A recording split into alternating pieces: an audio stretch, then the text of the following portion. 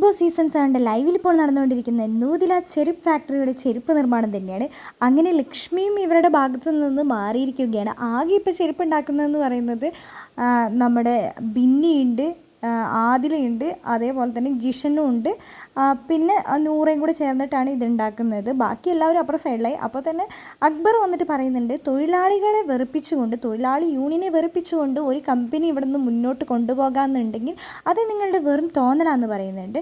അപ്പോൾ ബിന്നി പറയുന്നുണ്ട്, തൊഴിലാളികൾക്ക് എല്ലാവിധ അനുകൂലവും നൽകുന്ന ഒരു കമ്പനീനെ ഇങ്ങനെ ചെയ്യുന്നത് വളരെ മോശമാണെന്ന്. നീയല്ലേ ഈ കുത്തിത്തിരിപ്പ് ഉണ്ടാക്കുന്ന, കുത്തിത്തിരിപ്പ് നീയാണ് ബിന്നി, ഈ ഇവിടെയല്ല ഇരിക്കേണ്ടത്, നീ അപ്പുറത്തെ സൈഡിലാണ് ഇരിക്കണമെന്നൊക്കെ പറയുന്നുണ്ട്.